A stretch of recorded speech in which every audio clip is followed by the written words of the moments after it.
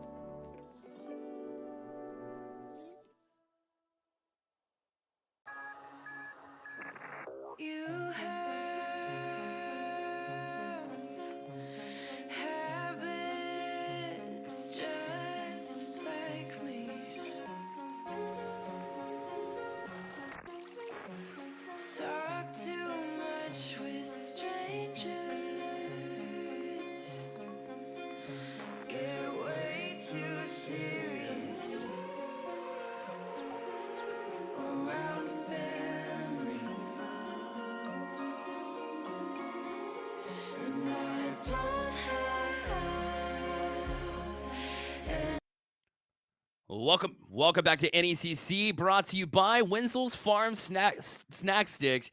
No mess, no distractions, just bold, protein-packed flavor to keep you locked in. Whether you're grinding ranked or leading the squad, Winsel's keeps you powered up. Grab a stick, stay in the game, crush the competition. More importantly, Winsel's Farm is fuel for gamers and flavor for champions. At Soko, we got to see the champion, at least of the last match here, as Akron fell short to OC Esports, who continues their perfect season. Yeah, and coming up next, we're going to have Indiana Tech Premier taking on Mount Union Purple. And again, well, at least I'm hoping. I don't want to jinx it, but I am hoping for a close matchup. Yeah, 100%. We'll see if it is. I mean, the records will show that it would say that it is, I guess. Indiana Tech Premier and Mount Union Purple both coming in at 2-1. Bluey, Chippy, and Miller coming in from the Indiana Tech Premier side. And you got Thunder, Zanny, and Pity Gleech coming in. One of the sillier names here, which I kind of appreciate here. Mount Union Purple, a well-known organization, but Indiana Tech just thrives in that Midwest area as well, where esports seems to be on fire. And there's no exception here from that college program also.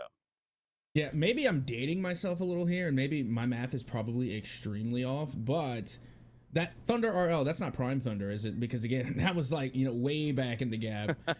There's Thunder, the different Thunder this time around, but yeah, there's like 3 different Thunders in this world, and no, I don't believe so. I think this is just Thunder RL, a different soul, but they can absolutely 100% correct me if I'm wrong, because, to be honest, I'm speculating here at this point. It's just the first thing that popped into my mind. I see Thunder and I was like, I wonder if that's Prime Thunder. Regardless, we're getting right back into the action here in our second series of the night. Once again, it's Indiana Tech Premier taking on Mount Union Purple. Here we go, and already you can see Thunder looking to cause a little bit of a ruckus there on the offensive side. Not going to be able to get it to go is now Bluey, who happens to be on the blue side of things, able to take it forward. Yes. And now looking to find the final touch, but a good defensive stop from Mount Union, able to send it the other way. Miller gets a flip reset there on the challenge at midfield. You see how much it just affected the defense, and Chip does the rest. That was an excellent midfield presence from Indiana Tech, and they make it pay. Yeah, and again, that was a little bit of an unfortunate touch there.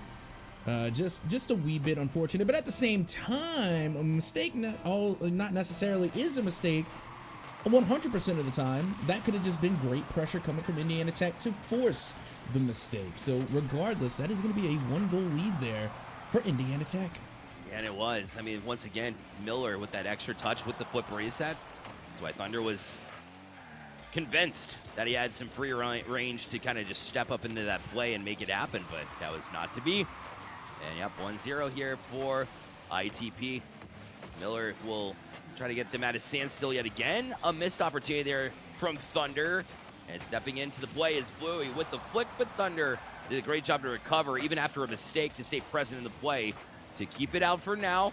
Although Miller's still trying to strike and chip on it as well. Indiana Tech Premier is on a tear right now. A double touch from Bluey to get their second. Great read. Again, fantastic pressure coming from Indiana Tech Premier.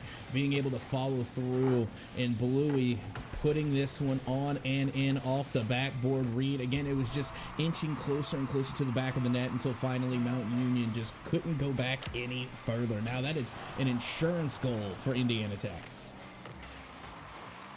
Indiana Tech just will not quit. Gas pedal's been floored since we've started off. Chip still trying to challenge all the way to the ceiling. So finally met to it. Here's Thunder. With that additional touch, we're really just giving away and handing away possession here. Thunder didn't realize the ball was still going to be floating there, so it went back to his own end a little bit awkwardly. But Bluey eventually does get to it now and tries to step out.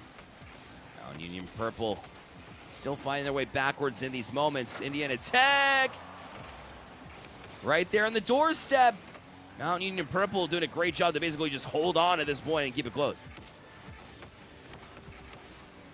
It just seems as though that all the possession is going the way of Indiana Tech, at least so far. Like, we've seen a couple of breakout moments from Mount Union Purple, but not so much as the point where, we're thinking, okay, they're about to score. And again, it's reflecting in the scoreline, but hold the phone. Finally, they're able to put a shot on, and Miller has to come in clutch to get the save and clear it away. And Zanny lingering on this side now, trying to cherry pick, find any opportunity that you can, create something out of nothing, change the pace of play. That'll be key here. So right now it has been absolutely dominated from Indiana Tech, and the only way that you change it is by just putting a jolt into this game and forcing Indiana Tech into a place where they're suddenly not comfortable, because they've looked extremely comfortable laying in the bed or the couch, whichever you prefer, on the side of Mount Union Purple that they've been able to kind of just relax in since the get-go. This might seem crazy, but I actually prefer a good couch over the bed. Yeah. I was going to say the same. Yeah. Surprisingly. Surprisingly, Pity Luigi able to come through with a fantastic save.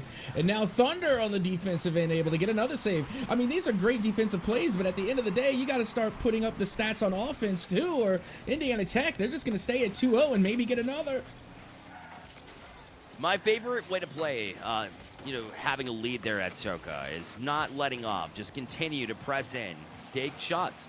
Why would you deviate? And you've heard me say this before plenty of times in the past. We haven't worked together in a long time. You still probably remember. But you got to keep playing. Why would you deviate from the way that made you successful just because you want to kill some time? The better way to just kill some time is not let Mount Union Purple get any chances. And they haven't been able to do it in the first 4 minutes at all. So just keep going. Keep driving. Keep that Energizer Bunny status going. That kind of flow. Just like that. And right now, Indiana Tech Premier is killed down to about 40 seconds left. Still not over, but not feeling great for Mount Union. I mean, there's still time here. I mean, we're still looking at 2 goals where we're within striking distance, but if Mount Union Purple are going to strike back, they have to do it now. They can't afford to waste any more time. As you can see, they finally are going to get what I thought was going to be a goal. I genuinely thought that one was going in, but the bar, the ever so devious crossbar disagreed. My goodness. It's good to see them get these challenges on. Yes, you do want to see the finishes, but great idea. And had it not for the bar and one member of Indiana Tech, I think it was Miller back there, but it will be the difference maker here as Indiana Tech able to hold off Mount Union a little bit later in that one. But it is a shutout nonetheless, and a statement piece, an exclamation point here for Indiana Tech Premier. And once again, we're looking at the stats, as the stats do tell the tale. And one thing that, immediately that I'm going to be pointing out here, of course, we have the 5-shot count as opposed to the 7. Again, not too big of a spread difference there in the shot count. However, when you're looking at a 2-0 game, those 3 shots are absolutely monumental.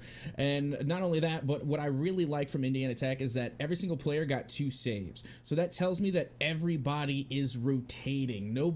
There's not one designated spot or one designated role coming from the side of Indiana Tech. Everybody's sharing the defense, everybody's sharing the offense, and when you have those even stat lines across the board like that, that means that everyone is playing every position. And that's something to me that I really, really love to see in a Rocket League team, is a team that really does come together and play everything, not as an individual, but as a team.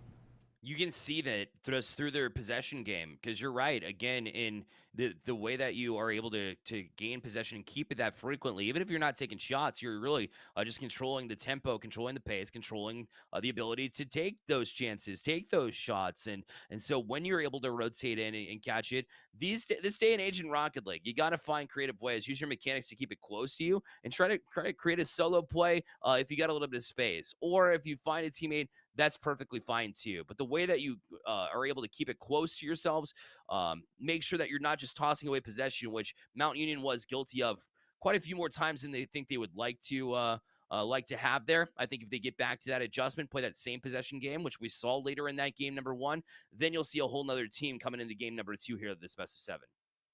I mean, and that's essentially what we saw in the previous series as well. I mean, Akron, they came in, they took game number 1, and then all of a sudden, it was just absolutely going the other direction. I mean, being able to take down 3 unanswered games in that previous series, what we saw there from OC Esports, they were really able to just, shake off game number 1 and then just run away with it. So that could be the case here. We'll see.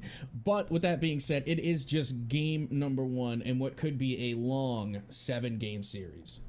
Yeah, absolutely. Especially from Mount Union's perspective, they need to turn it around. Otherwise, it's going to feel tough here. hoping they do at least gain a little bit more pressure. It was all Indiana Tech Premier for the first 3.5 minutes or so. Mount Union finally started to cook it up. We'll see if they get going here, as they will take the first shot credited, but Blue was on that back wall waiting around in that rotation that you're talking about. Well, perfectly positioned from that back wall to get that challenge off. So even when Mount Union is trying to create chances, it doesn't seem like anything's poking through or getting through. Well, I mean, so far so good for both sides. Again, a little bit of an unnecessary double commit. Again, I wouldn't be saying it or noting it if it wasn't blatant, but my goodness, I mean, when you're in your own half, you really can't afford to just be jumping at the ball like that. So again, maybe a little bit more communication, a little bit more spacing, and you can reduce the risk of, you know, getting scored on. But with that being said, Mount Union Purple now mounting an offense here on the other side.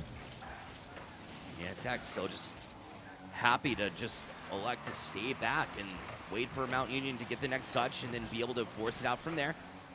Bit of a triple commit there, but luckily for them, Miller was stationed just behind that play where the ball squeaked out behind them, so happened to work out in that instance, as he was eyeballing Bluey there for the offensive side challenge. Chip being chased down all the way to his side.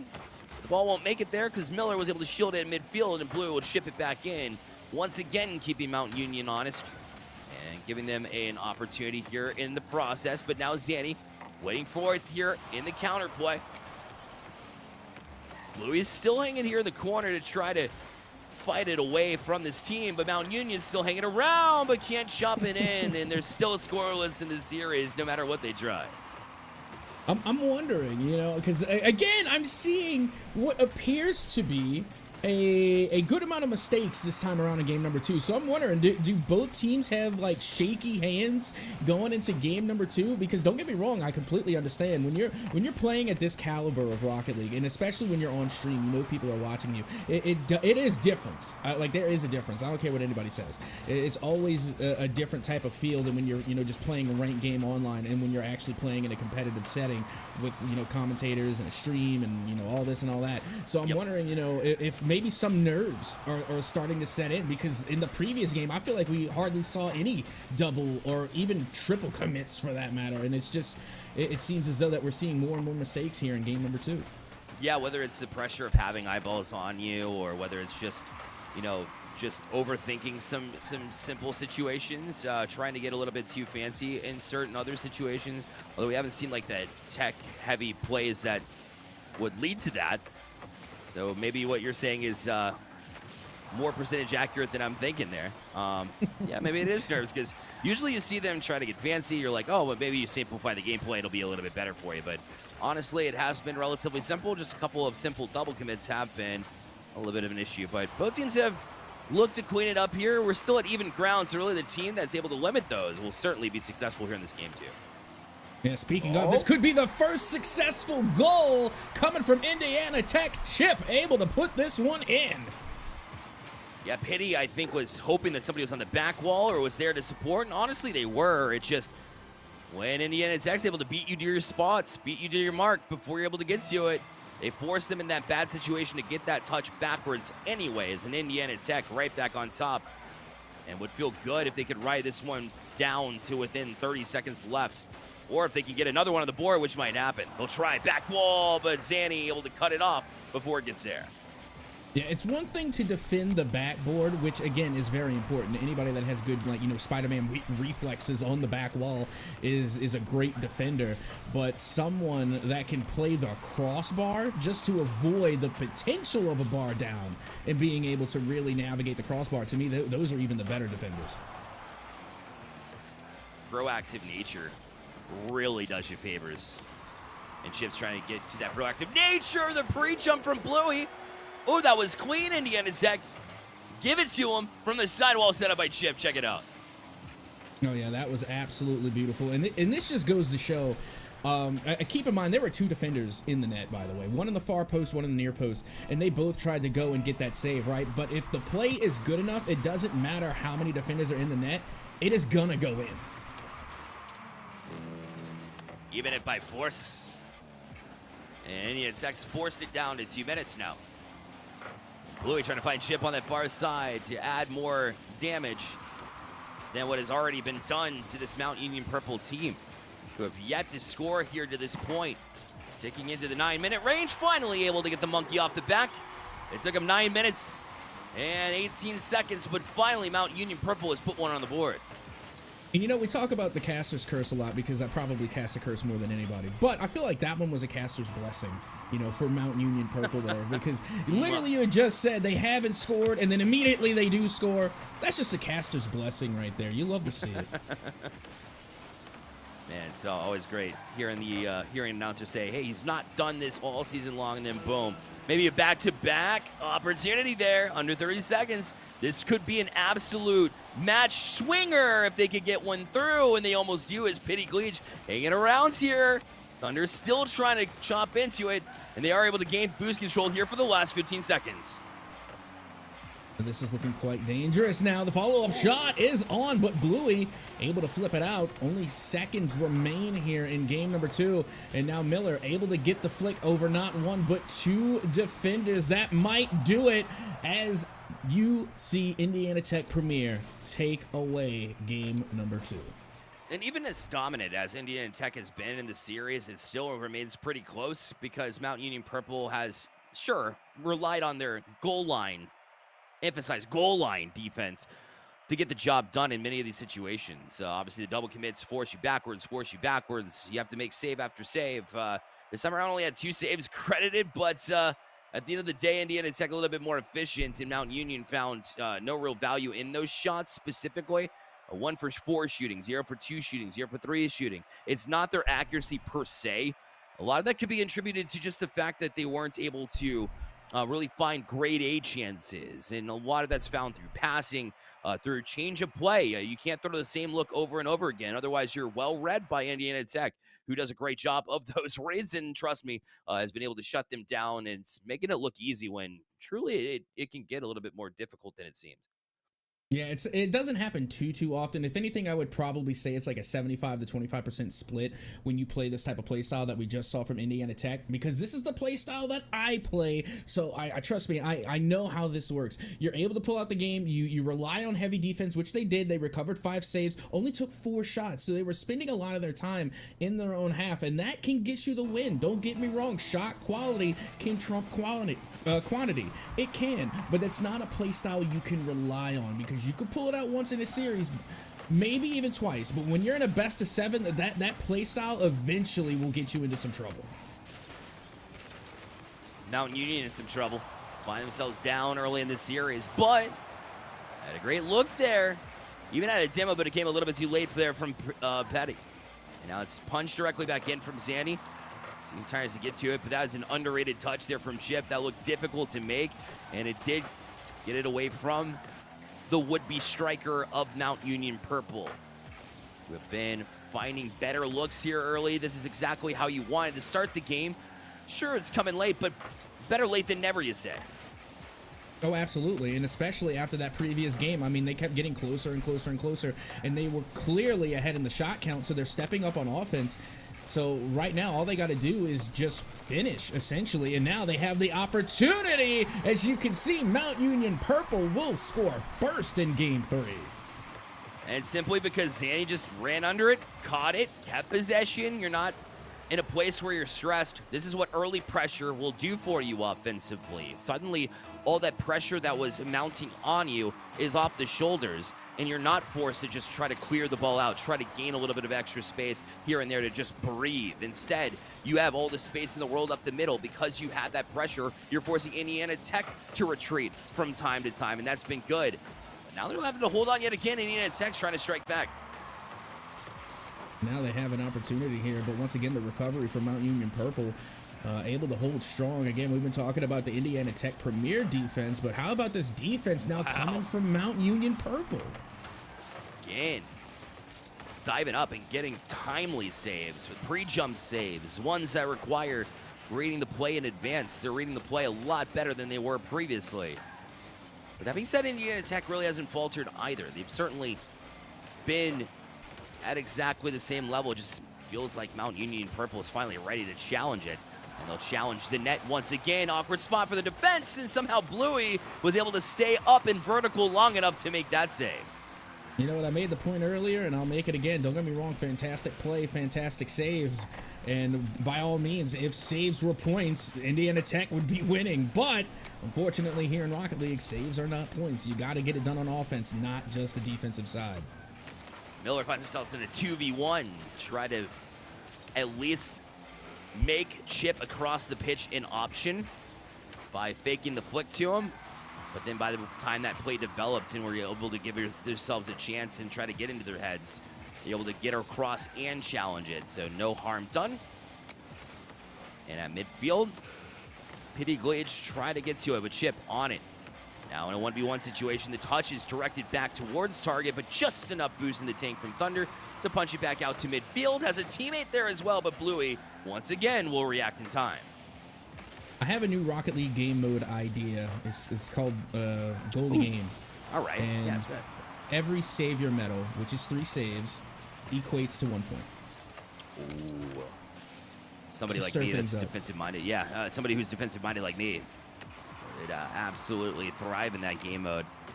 I'm not sure. There's a lot of goal-hungry individuals in this game, so I don't know how popular it would be as a whole, but it certainly speaks to me.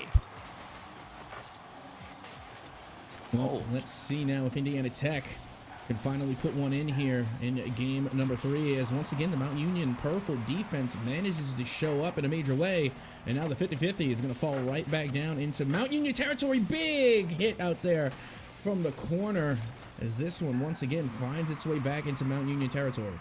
That's why you tell the third man. That's why you're always trying to kind of linger on the other side, but you'll play a little bit farther forward when you're on that third man role defensively, so that way you can step across, read the play. Thunder did, so he can swipe in at the right time to be able to kind of sweep that one off the goal line in what could have been a dangerous ball. But Thunder now trying to extend the lead here for Mount Union Purple. For Indiana Tech, you're not in a bad spot here. Indiana Tech Premier trying to lay in a little bit more pressure here to equalize. Obviously, they got the 2-game lead. This one's free, and Blue will equalize with 46 seconds left. That's what I'm talking about. You let them linger, and they will get one. Yeah, and good job by Miller there leading the play, being able to take it from out the corner and then off the backboard. And honestly, if Bluey wasn't the one to put that one in, I feel like Chip was there. So no matter what, I feel like that was going to be a goal because of the initiation, the aggression that Miller started on that play. So again, very good pass there coming out from Miller. And now we have ourselves a tie ball game. Miller did a good job to be patient to get up to that one. Still give them a chance. Uh-oh. Mount Union Purple, you had the lead for a majority of this game, but it goes by the wayside in a matter of 8 seconds. Unfortunate.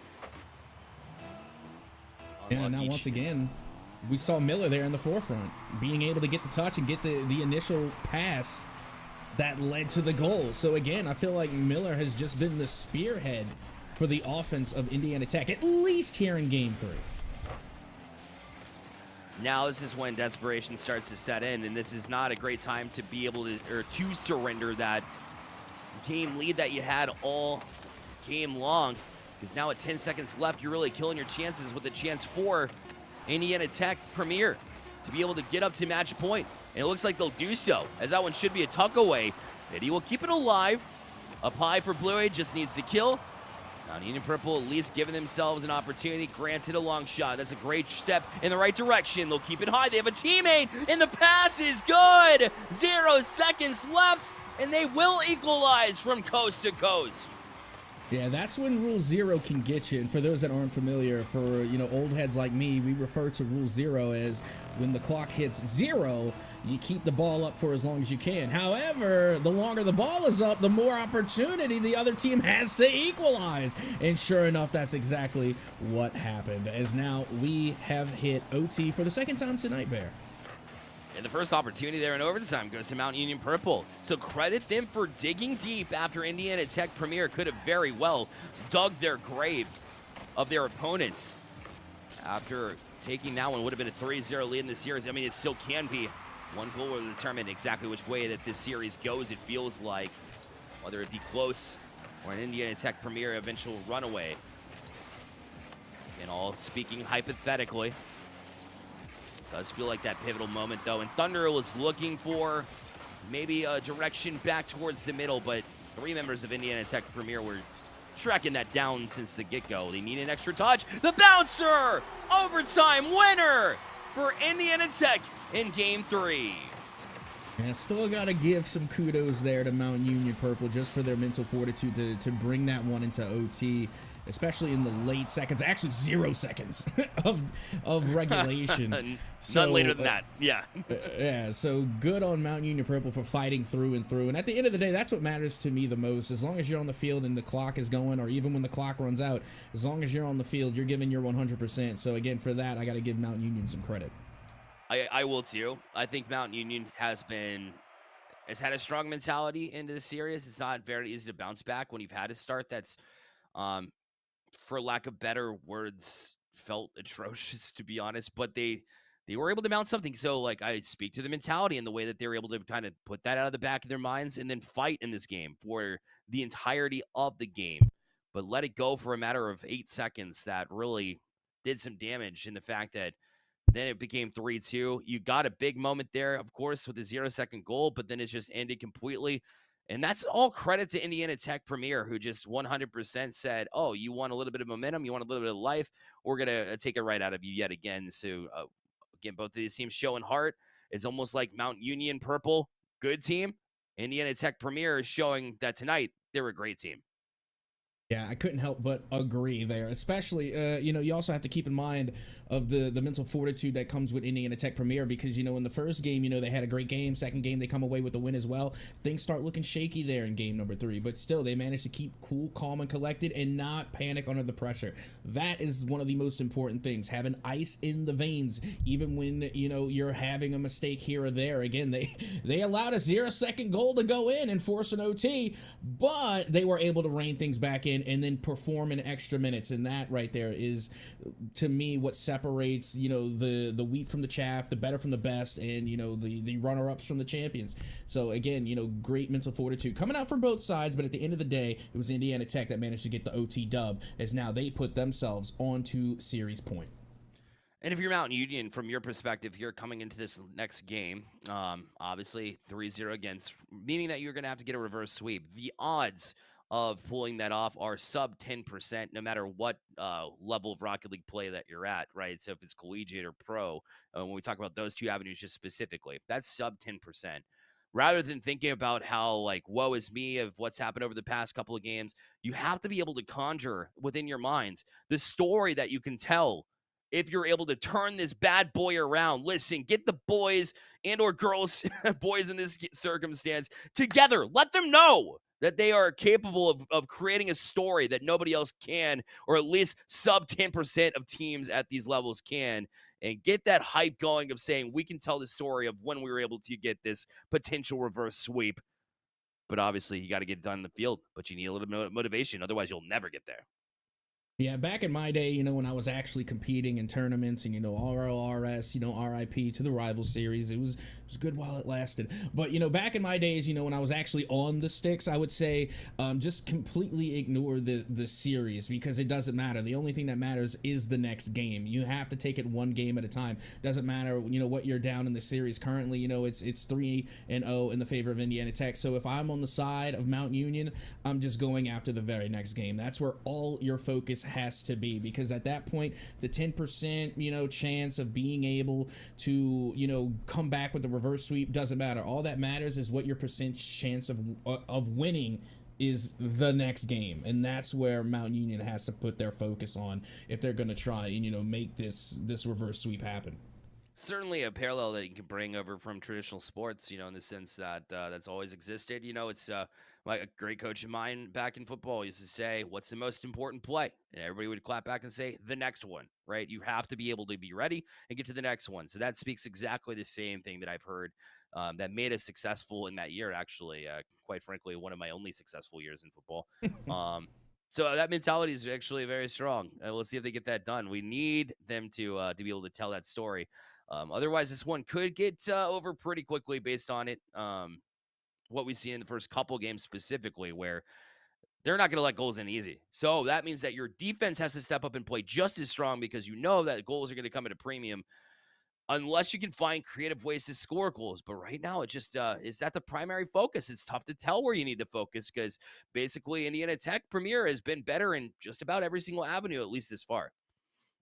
Yeah, one thing I will say, at least for Mount Union, there have been games where they've managed to get the higher shot count and still not get the dub. But with that being said, when you're bringing the higher shot count, when you're bringing the more aggressive offense, you have to be able to finish your shots and you have to be able to cement goals. You have to be able to confirm goals. And right now, even with a higher shot count, they haven't been able to do it because the Indiana Tech defense has just been so good. So, as you've heard me say a million times before, I'll say it again, Mountain Union needs to start bringing the physicality. They can't build up the gigantic save count if there's no one there to save, but there's no one there to save Mountain Union Purple from the first goal.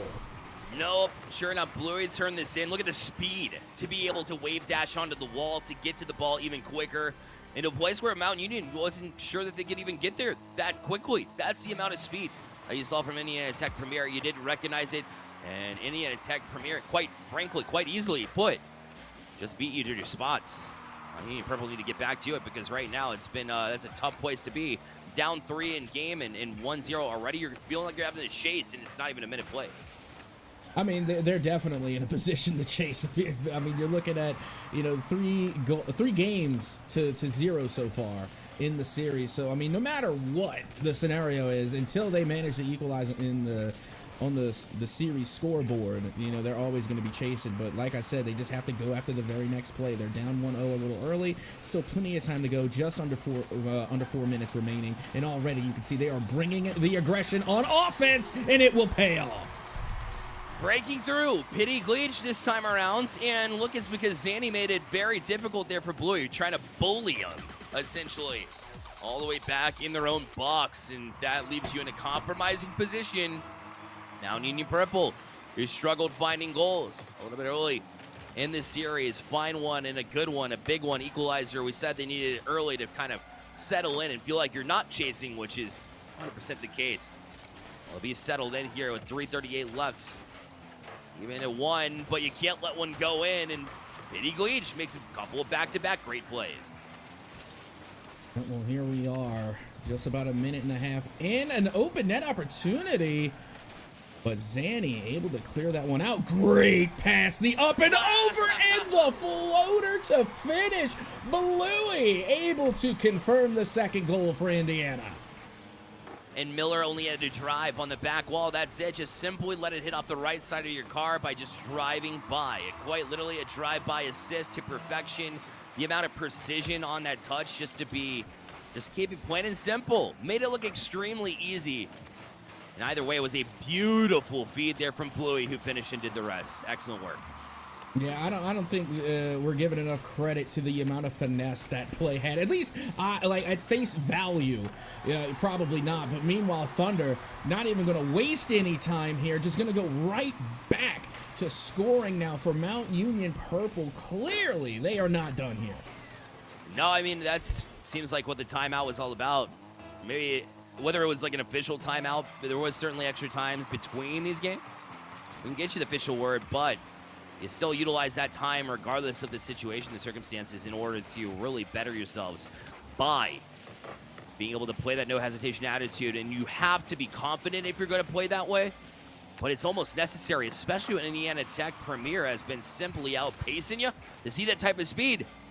Finally breathing some life in. I want to see more before I believe it, but right now it's certainly a good sign. Yeah, this might be not the highest scoring game, but it's definitely heading that way.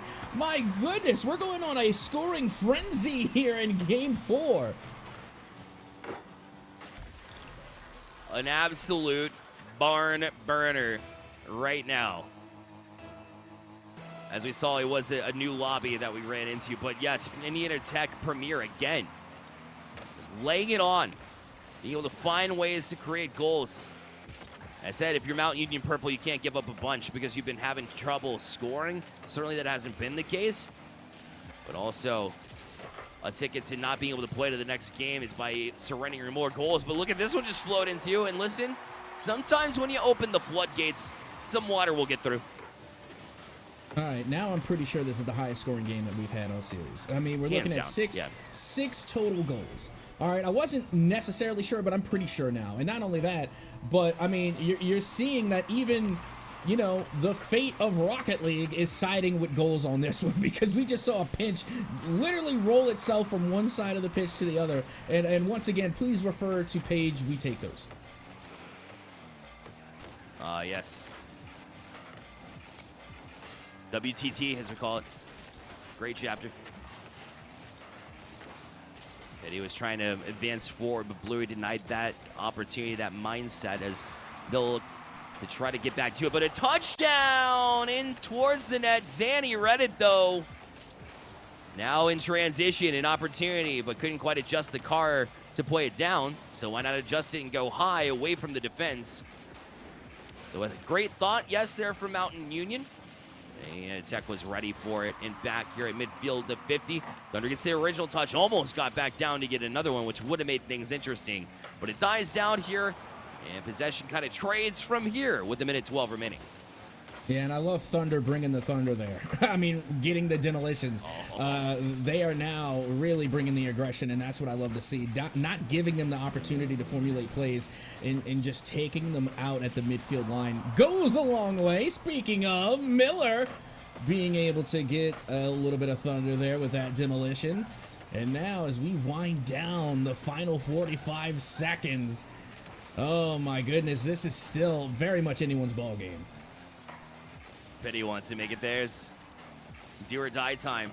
Backs against the walls tend to bring out either the best or the worst of players. Luckily for Mount Union, it's up to this point looked good, but this one doesn't. This looks like a sequence that will be difficult to try to dig out of if you make the original save. Thunder, a good read here too. Bottom side of the car to try to surgically play it back down. Zanny's got a chance to get around this one. Flick a little bit late, but Bluey still got to it. Everybody played extremely well in that sequence, including the offense and the defense, but down to 10 seconds. Yeah, again, looking a little scary here, especially off of that hit off the 50. Goes the other way, and we have OT for the third time tonight. And if I'm not mistaken, the second time in this series, maybe? I knew it! Let's play on! Zanny gets credited with this one. I was just about to say, every overtime we've seen tonight at Soka, it took a while to get things done, like 2.5 minutes, 3 minutes, 3.5 minutes. This one gets done here and now. Mount Union will keep their chances in the series alive for now, at least, temporarily bandaging the wound, and will bring them back within 2 here in the series. Phenomenal. I mean, you're looking at 9 shots coming from Indiana Tech, 10 coming from Mount Union. Just that 1 shot difference. Again, that's what we're talking about when we're saying like how close the stats really are that you get to see in the post game, and you really do love to see it, especially considering that, you know, we were looking at that 3-0 score line in the series, now a 3-1, and like we had mentioned, you know, it's that 10% chance to pull off the reverse sweep, but you just have to take it one game at a time. And now that first game is out of the way for Mount Union. Now they have some wind in their sails. Now they have a little bit of momentum, but can that carry them all the way to the reset? We won't know until we get into the next game. Yeah, the sub 10% then becomes like sub 20%. So like you still got to be able to take that momentum and actually work something with it. I agree. But you're right. Step 1, complete under the wing. That's why you build a lead. For Indiana Tech Premier, it just takes 1, and you got 3 more chances to get it done, close it out, and that's why it is so difficult to do, and feels like you're climbing a mountain on the other perspective. But you did yourself favors. You're scoring goals. 4 goals is certainly more than they've scored all series long, so that's a plus. Put that in the column for them. They finally got something working for them on that attack side. You're going to need more of that. Physicality started to amp up a little bit. But it wasn't just for Mount Union Purple. We saw some from Indiana Tech Premier. We'll see if it continues, as this game might get a little bit more scrappy if it gets closer and closer in the series. Well, we are underway now into Game 5, and the demolitions follow shortly after. 15 seconds gone. Bluey able to get the pass over to Miller. 50-50 goes out towards the side. Back down to Chip. No boost to follow it up. Is able to get the 50, but now possession goes the way of Mount Union. But Bluey tries to protect the midfield, and all of a sudden, the recovery from Indiana Tech gets there just in time. There's a big touch there from Miller. be able to flip that one up. And now Miller's looking for a chip. I think he was actually eyeballing Bluey there, but Bluey knew better than to commit from his third man position. The chip tried to come up and support. Was able to get there in time. This will fall back down to the ground. Miller gets past one. Chip and Bluey almost combined for a pinch play there. They did advance it forward, but they got to be careful here as they're all bunched up. This is why, because Zanny's now got 100 boost and nobody really in front. Just have to toss it to the middle, but took a little bit too much time as Miller was able to shut it down. Yeah, Zanny now able to get the touch. The follow-up is on. Chip comes in clutch on the defense. And this is something we have seen from Indiana Tech before. You know, they play a very heavy defense, and then they try and turn that into some offense. But, I mean, after Mount Union got their first win, like I had mentioned earlier, I don't know if that's a game you really want to play against this team. No, against Dicey, against Harry. Mount Union's winning the physical game, so why not just continue down that avenue? As Boy dove over to get that 100 boost. We're looking to maybe inch it over to Miller. The Red well by Thunder. Chip now back out the center field. Red again. Quick turn as well by Pitty. Thought he might be able to get around that one, but ran out of boost, and the supersonic trail wasn't able to keep him going in that vein. Still in possession of Indiana Tech. The deeper we go into this one, the more dangerous it is for Mount Union Purple, meaning that if Indiana Tech Premier get the first goal of this game, it'll make it just that much tougher for Mount Union. Yeah, we go from the highest scoring game now to an absolute stalemate. I mean, 0-0, almost halftime, scoreless. Is now an opportunity does come through for the side of Indiana Tech. Chip tries to lead the way, aren't able to get the second touch. This one does get cleared right back out to center. Gonna follow it up. Chip able to get the 50, but Indiana Tech, they're pushing up just a little bit too far. Bluey able to get the save and clear that one out to the wayside. Yeah, that was big because it was a wide open opportunity. No boost in the tank. I like the way he flipped it over, drop back down, an opportunity. But again, that's twice he got bit by the no boost attitude. Managed it well at the get-go to try to get that touch and play it in the first place, and was able to. But that's a dangerous ball too. Now back down for the extra challenge. But Pitty couldn't put it in a place where they wanted to. They picked a spot. It would have gone in, but it's not where they wanted. It was right towards the defender.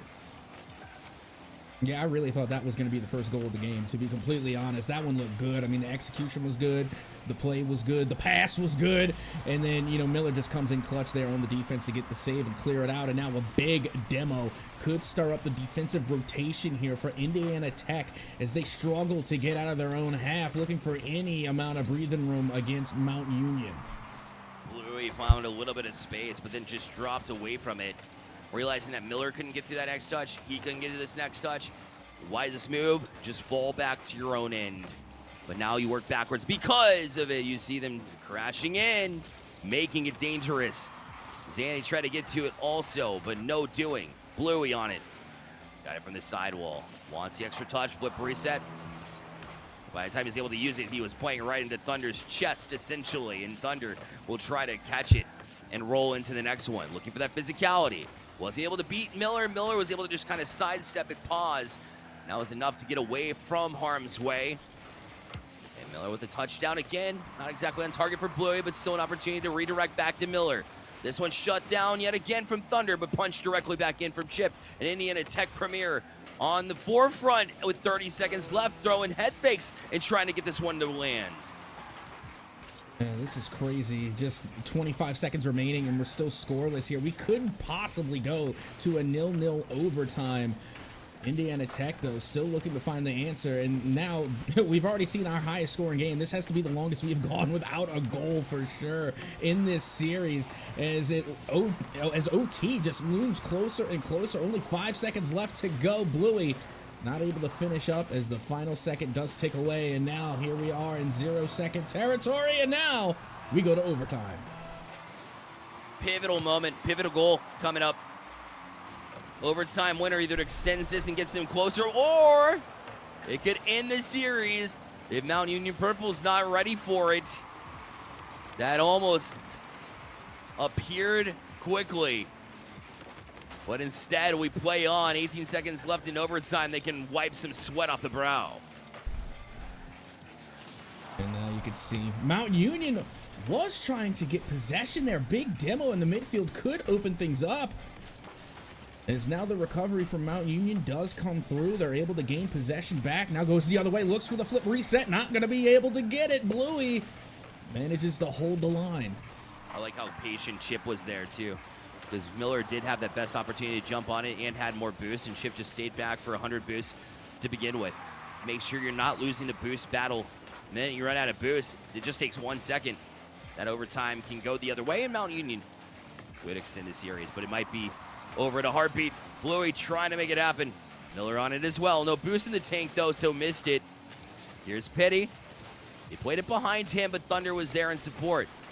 Now Pitty jumps right back on it, but was still disorganized from that last mismanaged touch.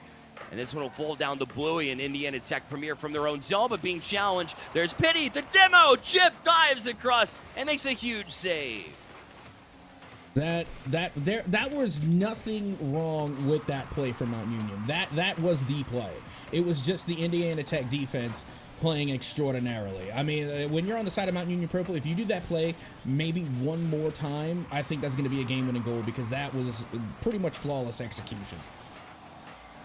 Thunder trying to build off of that. Pitty as well. But then you got to realize it kind of gets frustrating sometimes when you do everything right and still not able to capitalize. So can't let it get to you. Keep on playing. Chip. 50-50 didn't challenge here. This will fall out to midfield. Chip turns on it yet again. He'll be all the way up to the ceiling, but Pitty was tracking him all the way. And Miller will be forced to get a really sketchy touch there. Off the sidewall it works, and Miller just chopped at it. Looks like he gave away possession for a minute, but Zanny took a little bit too long, so Bluey will punch it back in for Indiana Tech Premier. We had a premier chance, looking for a premier chance to try to end it, but Mount Union Purple once again are ready for it. And that's a dangerous spot, too, looking to find Bluey with the pass, but that one almost found a member of Mount Union. And here we are, half of regulation now into OT, and Miller tries to join the pre-flip gang. Unfortunately, application was denied, not able to get that touch, but it's not over yet. Chip with a beautiful read there, the follow-up from Bluey, able to put this game in this series to bed. Indiana Tech Premier will take it in 5. Gotta be able to track Bluey. Well, Indiana Tech had plenty of chances to close out this series by taking the 3-0 lead. Mount Union Purple kept in the series, kept their heads up and really challenged into that last game as well. Their defense showed up regularly. They were finding good plays and really working their way into a place where they were able to challenge this team. But Indiana Tech Premier were able to bounce back, roll through, and take this one pretty handedly. Put an exclamation point on what on paper seemed like it was going to be a close one, with both teams coming in 2-1, but they were a dominant force in this one. Yeah, and you know what? I got to give it to Indiana Tech's defense. You know, more often than not, we say that it's the offense that is the best defense, but my goodness, I mean, I felt like I was watching a boxing match for a lot of that series, because it just kept seeming as though that, it was Indiana Tech just taking punch after punch after punch after punch, and then whenever we got to see Mount Union run out of steam, run out of stamina, that's when Indiana Tech went for the attack. They were able to come through just from taking so many punishing blows, right, and having to get save after save, having to come up clutch on defense time and time again, until Mount Union just ran out of gas, and then they were able to come through with the counterattack. And you know what, that really paid off for Indiana. Again, the defense was extraordinary. Yeah, the defense is where you start. And Indiana Tech Premier, again, able to walk away with this victory in their Division II matchup and roll up to 3-1 here on the season. So congratulations to them. Certainly not a lost cause for Mount Union either, as they'll fall to 2-2 and still have their opportunities to march forward in the rest of their season. But that's not the rest of our broadcast here on NECC. No. We've got more Rocket League here for you. And it's a banger. We got Illinois State. You might know them pretty well, facing off with Northeastern after this quick break.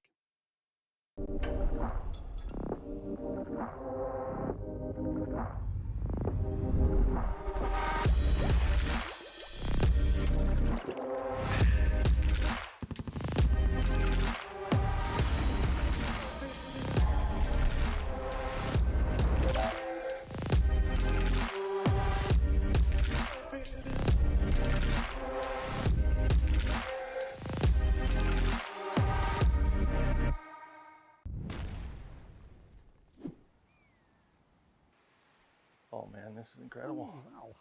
Huh? Yeah, it's pretty cool. It is pretty cool. Hey man, grab me a meat stick. I think I can reach it if I just a little more. Just let me go a little. I can't. Just a little more. I almost got it. Careful! Oh God! No, come on, just reach. Just grab my hand. Grab my hand. Give me the meat stick. This other hand's closer. The one with the stick is... Oh!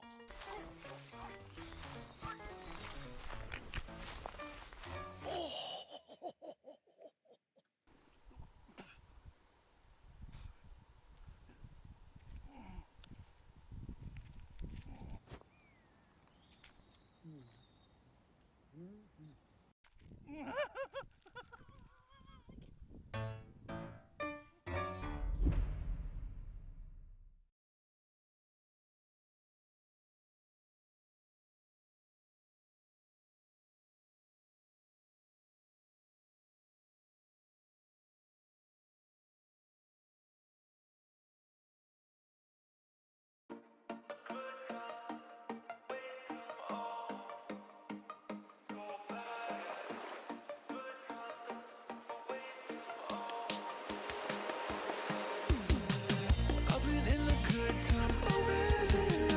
You can see it on my face. I know. No more racing. We got it. We can reach it.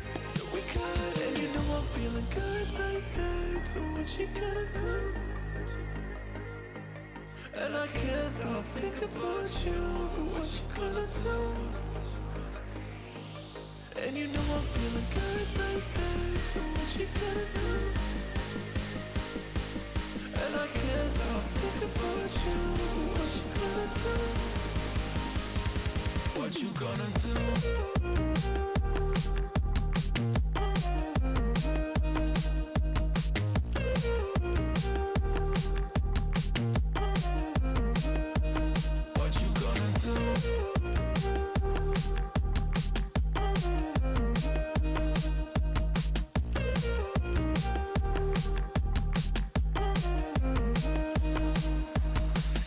I've been in the good times already. You can see it on my face. I know. No more racing. We got it. We could reach it. Yeah, we got it. Oh, I'm feeling good like that. So what you gonna do? And I can't stop thinking about you. What you gonna do? What you gonna do?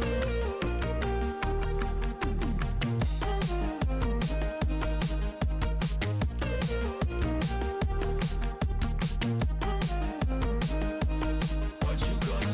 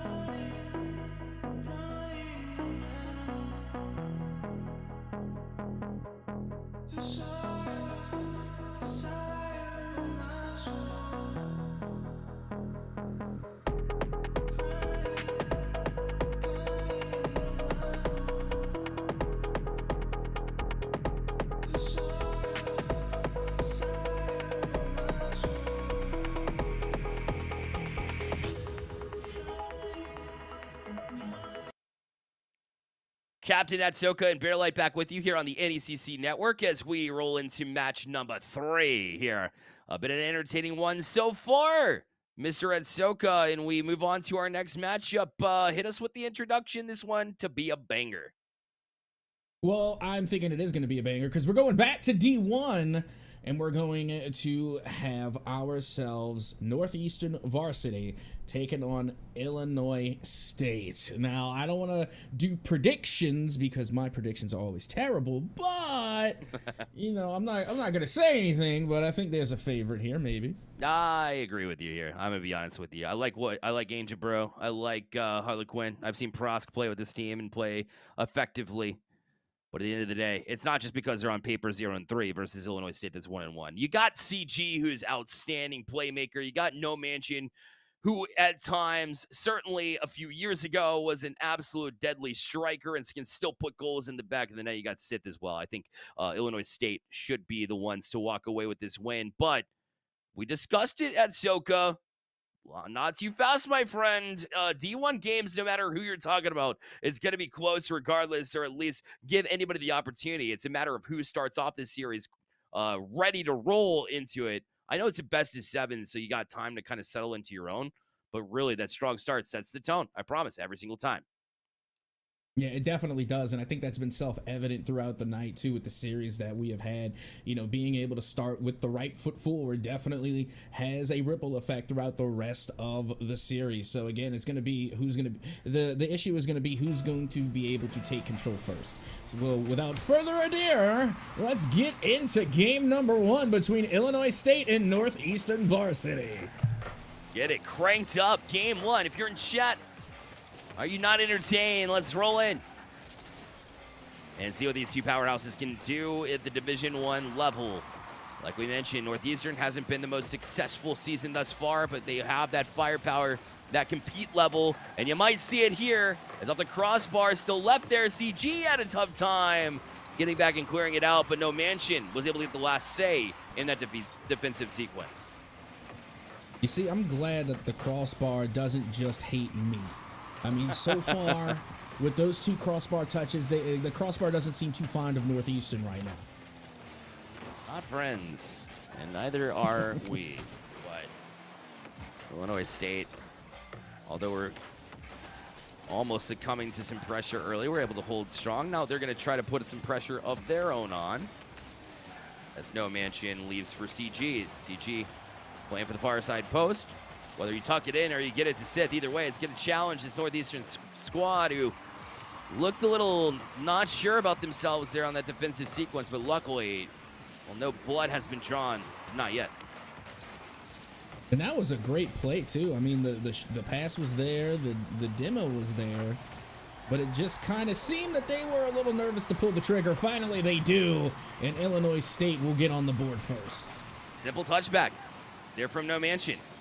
And then you saw Sith step up in a place where they needed to be in order to get that next touch. And then it's the back and forth kind of east to west situation that got the defense moving. And because Northeastern was so boost starved, it made it extremely difficult for them to get back to that one. And a simple touch in there from CG will do, looking for more as well. Shut down from Prusk, and Northeastern now tries to return. That was a quick counterattack, but Illinois State was all over it. And now here comes a counterattack from Northeastern, looking to find the back of the net. Here, Sith comes right out of the net in order to get the save and clear it away. 2 minutes gone now here in game number 1, and that pass will come across the goal, but no one there to put it away as Northeastern managed to keep this game within 1 for now, as the follow-up will go in from Sith. A snipe there as Harlequin thought they had cleared the zone, but they went as far as midfield. Just tapped it down. And the challenge came over a little bit too late there from the Huskies. So the Redbirds jump out to the 2-0 lead because of it. Just being opportunistic, being quick on their commitment upwards, while being confident in knowing that they weren't exposing themselves defensively. Excellent play from Illinois State. And now they have themselves a comfortable 2-goal cushion here as we approach halftime. Looking to strike again. What could be a missed touch and nearly a goal, though, is saved and cleared away by Northeastern. Big demo, though, in front of the net there. Could open things up, but Northeastern able to recover. I mentioned just going to pop it high. He's got CG in support. That'll be the next touch.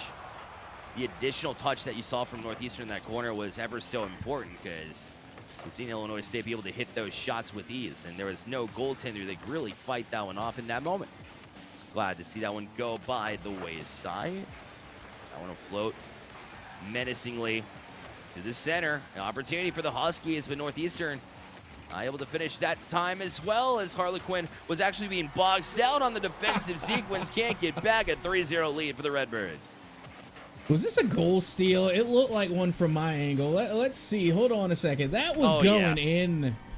Oh, cheeky CG. Oh, yeah, I wasn't taking any chances, is what he'll probably go with there.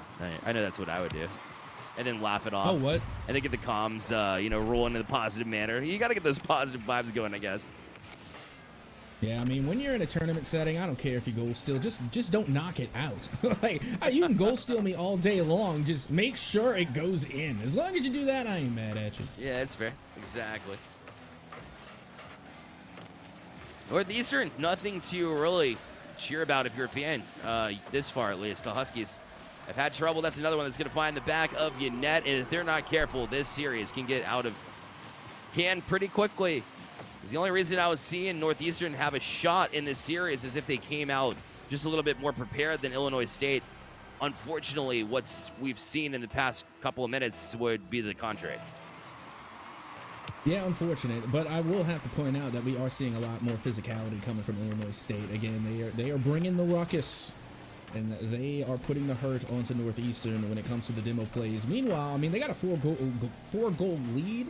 And this is usually the time, where you start trying to go after the clock. I mean, 4 goals is plenty.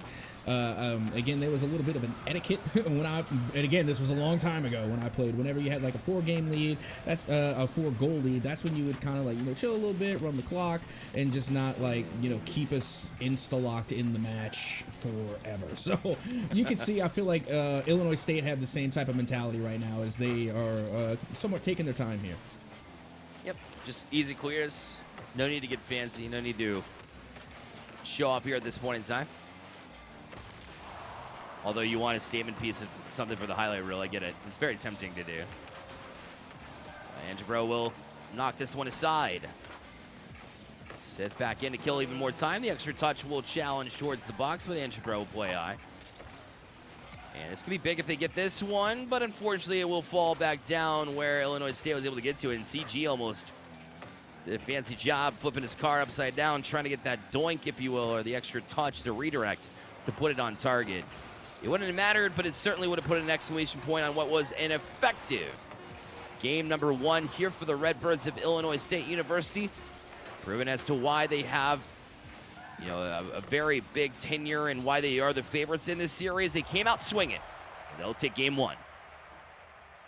Yep, that they will in a dominating fashion. However, we have seen tonight that just because you win the first game doesn't mean you win the rest. In our first series, we saw Akron take the first game and then inevitably fall. So it could happen. Again, I'm not going to make any predictions here because I cast this curse everyone that I predict for. So I'm just stating facts, right? Did Akron not win their first game? That's all I'm saying. Yeah, I mean, exactly. There could be a turnaround. I'm with you there. I'm with you. Got to be proven though. Need a first goal here. Maybe draw first blood to get me on board. But listen, there's got to be somebody in chat on board. If you're here to support Northeastern, give them your support. They want to jump into game number 2 and have a little bit of confidence. The good way to do that is to have somebody believing in you. And, of course, the leadership team at Northeastern to get them cranked up as well and get them going. I think it starts here and now. It's not one of those situations where you go down 2 games, 3 games in the series, and then let's call a timeout, try to figure things out. I think you'd be proactive here in this moment and really get going with the comms, making sure that you can steal one back here and then hopefully have yourself a chance the rest of the series. But you got to slow down CG. You got to slow down No Mansion. Those 2 have been excellent. And when Sith is popping off and making being a compliment for those 2, you got yourself a problem. So take one of them out, get them off their game, put them out of rotation, bump, demo, whatever you need to do.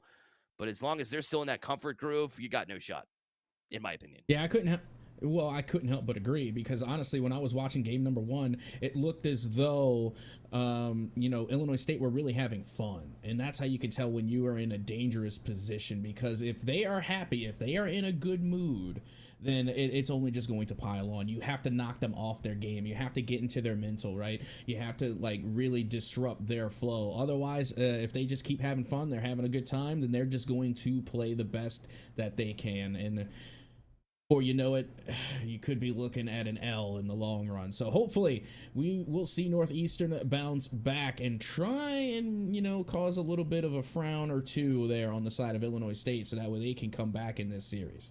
Yep, it's either play, you know, jump happy and get to certain challenges a little bit quicker by taking risks, right? Diving at balls that maybe you wouldn't be able to. It's literally just a change of pace. I know, you know, as commentators and as anybody watching the game, you're like, oh, just bump him out of the way, get a demo. Of course, when you get demoed in Rocket League, think about that, right? Think about it from that perspective. Again, especially if you go like back to back, the same person, like target them with it. You do sacrifice, again, positioning in order to accomplish something like this, but it might be worth it at the end of the day if you can really, truly test their temper. But even still, I mean, Illinois State is pretty level-headed too. So, yes, it is a tall task, but you got to do something, man. You got to get back out there and get in their heads, play a little bit quicker, do what you got to do, even if it feels like it's a little bit raunchy at the end of the day. And you know what? I am hearing word that one of our players had to restart their PC, so we are going to have a little bit of a break here, but we can either go to break or we could do something that I like, which is I like to call the Bear Light and NECC show, where we just, you know, randomly talk about topics. So, Bear Light, would you rather go to break or would you rather do the Bear Light and NECC show? Dude, is that even a question? The Bear Light NECC show? Let's go from the get-go, man.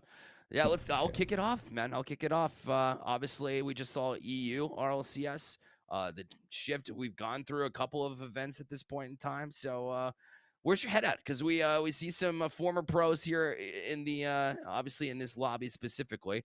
But now that we got some fresh blood in there, some younger superstars as well. Who's your favorite team in the, let's start with the NA side of things.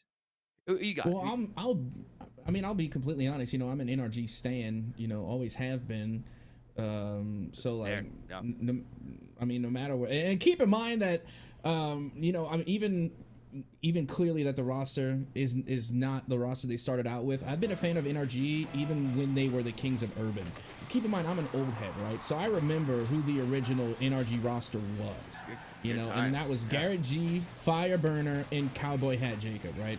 So I'm an old head in that regard, you know, so I'm an old fan. So for NA, I would have to say NRG, but, you know, for EU, I want to ask you, who is your favorite EU team?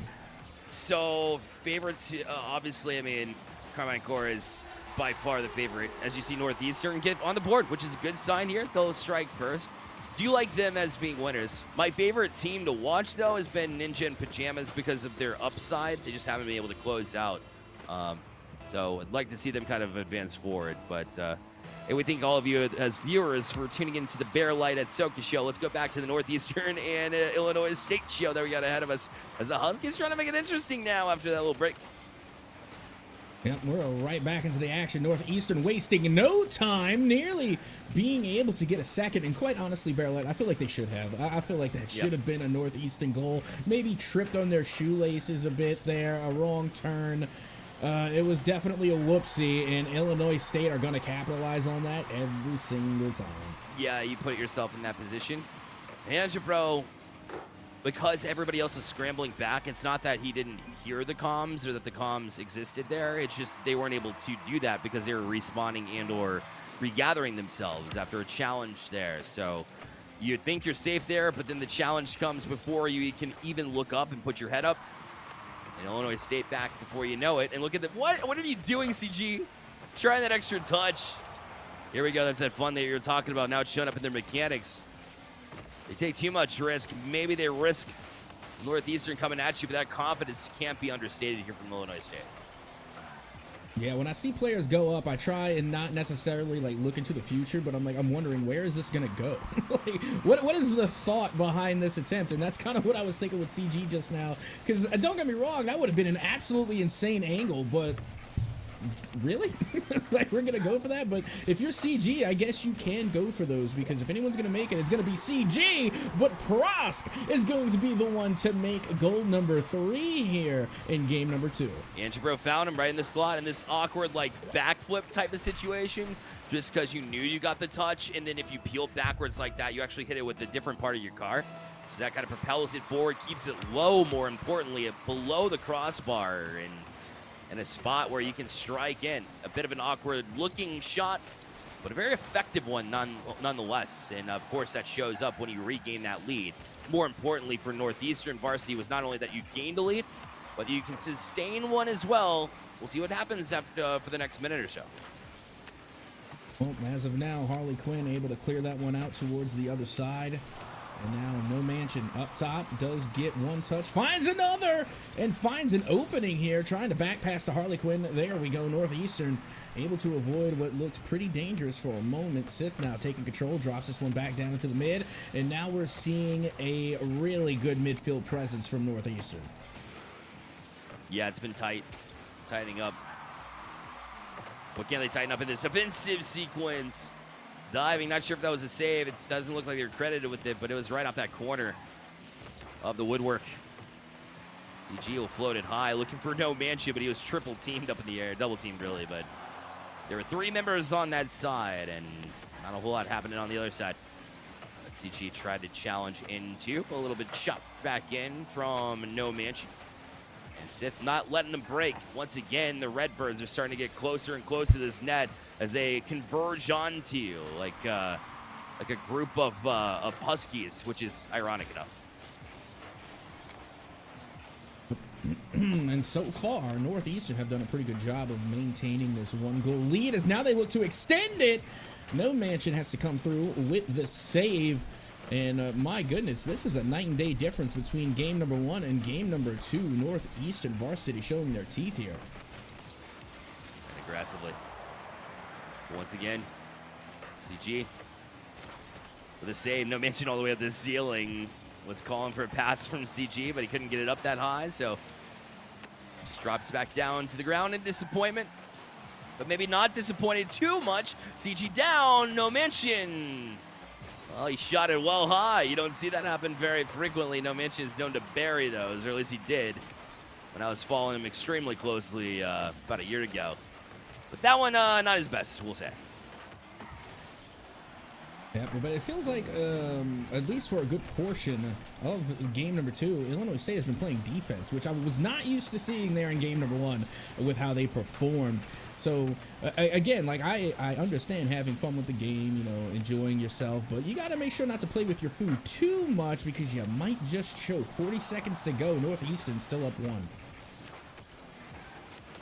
Sith the next to try to control, but once again, we said throw a curveball at them, throw something that's not routine, and that's what they've done. Look at CG dive into the bag. It Shreks to get that extra touch to propel it forward, and cause even more kind of chaos on the Northeastern side, but not enough to equalize, at least not yet. Andrew Bro and Sith will butt heads. Be up to CG.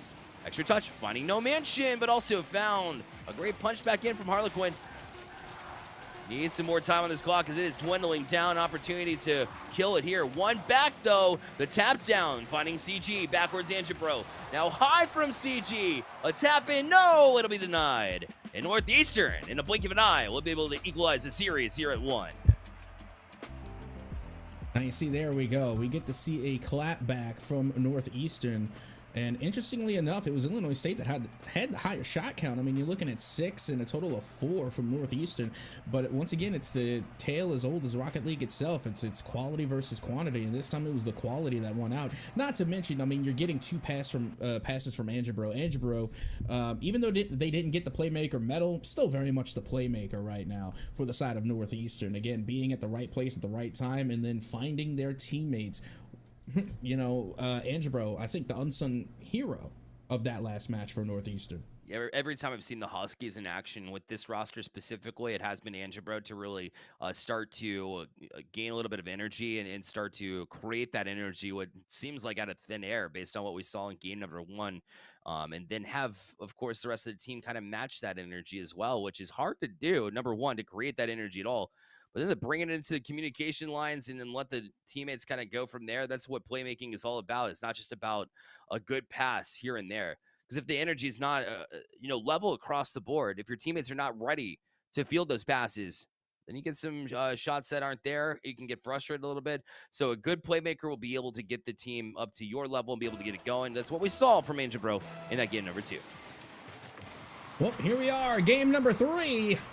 as we are underway. And CG going to try and toss this one down. Northeastern able to break it up. Sith going to follow this one up with a touch. Harley Quinn is there to answer. Goes up high. Able to follow up again. Looking for the shot on, but No Mansion is there to clear that one out. And once again, the Huskies are starting off aggressive as the counterattack comes through. Open that opportunity for Sith, and it will be denied. Sith even tried that late flip, but it didn't work. But look out, Angebro now this way. Touched away by Sith once more. Way up high, but you see CG coming across the field. It looked like he used like basically no boost to get up there, so I'm not sure how he managed that, but either way, it's a challenge before they can get back down to it. And Angebro forced to play that 50-50 here at midfield. Cross played it off the ceiling. There's no challenge from Illinois State, so he played it all the way back down to the ground pretty quickly. And that extra touch, read it up for Harlequin, but when he couldn't get the touch, said, I'll just demo you on the way out. We'll need some support defensively. Angebro back just in time.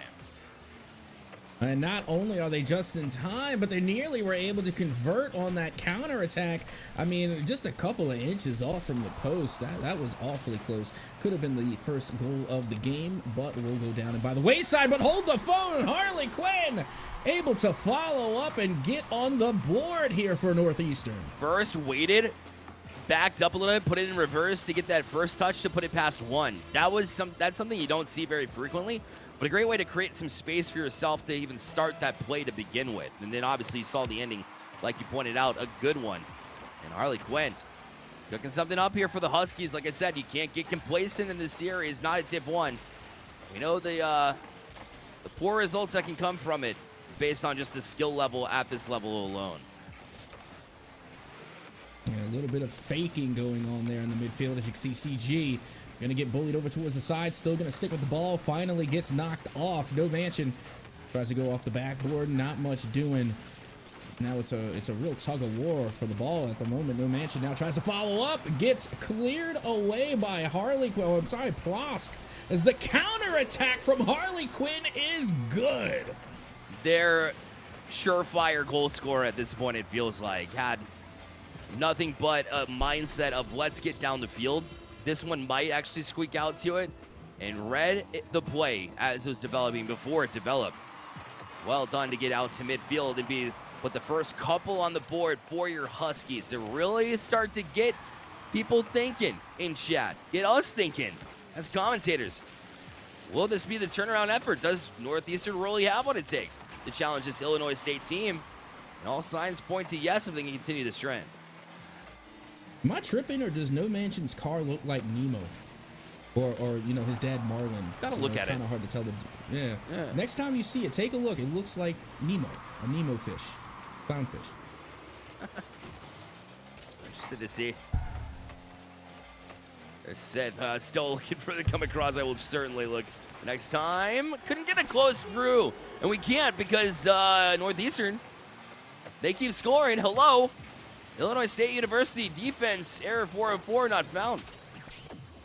Yeah, I was about to say, is this the same Northeastern team we saw in game one? Because it does not look like it. I mean, like I said, you know, in game number 2, it was a night and day difference. Now I don't even recognize the Huskies anymore. They are just playing on a completely different level. On it from the get-go. Harley Quinn. Now looking at Sith with plenty of space. Look as he glues it to his car after that flip reset. Impressive work. But still fought off and no value found from it. CG right back on it.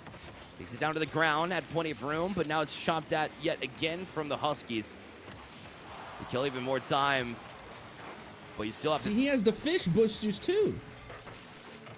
That's 100% what's going on. Okay, or at least I know I'm not tripping. I'm sorry, continue. At the end of the day, you pointed it out. So listen, you got there, and that's certainly not the car you started off with. So that's funny. I love it. Trying to continue with it because of it. Maybe ultimately that's where they lost their defense. It probably just was lost with Nemo or something. I don't know. I knew where you were going. I was picking up what you were putting down. As now you can see Illinois University trying to put down a goal here, unfortunately continually being denied by Northeastern. And Northeastern have been devastating on their counterattacks. Like Illinois State, don't get me wrong, they're putting the plays out there and they are getting the ball downfield, but the countering and the recovering from Northeastern has just been flawless. I feel like all of their goals have come from the counterattack. Gotta have a reset after this one. That's a sick flip reset, too, from Harlequin to try to gain that hat trick. And it's been like that. Illinois State, even if you come back in this one and you win this one, the majority of this game was lost to Northeastern. And you want a second to be able to kind of readjust.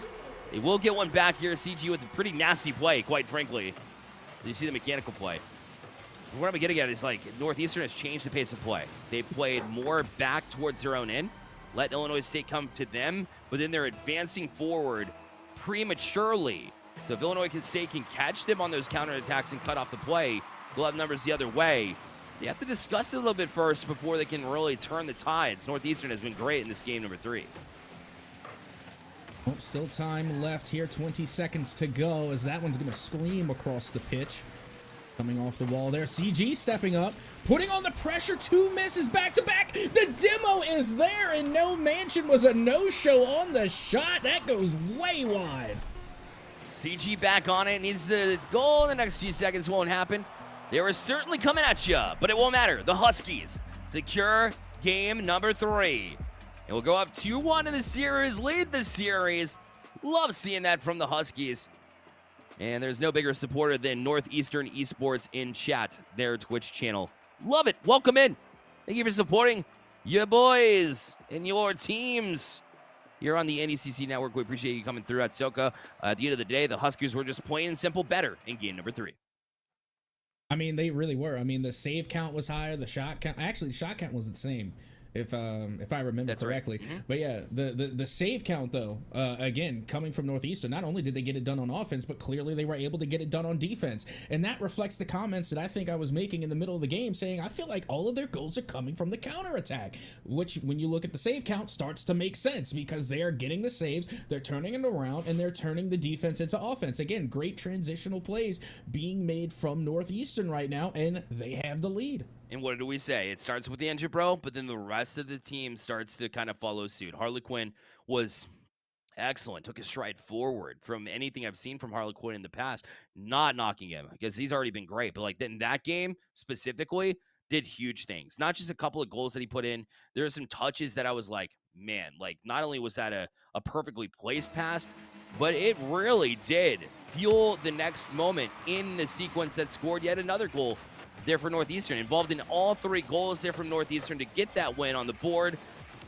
Now Illinois State trying to roll back, but once again, we see an example of this counterattack coming at the Redbirds right off the rip.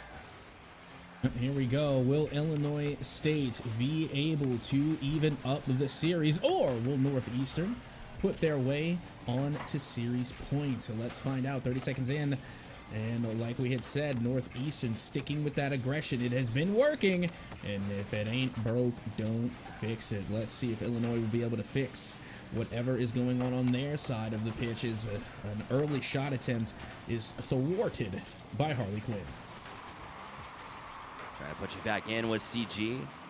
No luck in doing so. Prosk got that touch. Finally cut off by CG there. That's that one step ahead attitude that I was talking about needs to come out from Illinois State. Be ready when Northeastern turns on a ball, because right when you see them commit towards one, you see the other 2 members of Northeastern punch directly back out. In case one gets bumped or demoed, they have 2 down the field.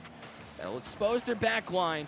It's a matter of Illinois State can get around that in the first place and not play into their hands. It all goes back to that possession game chit-chat that we had just a series ago. And Northeastern now looking to counter-attack again. Opportunity there!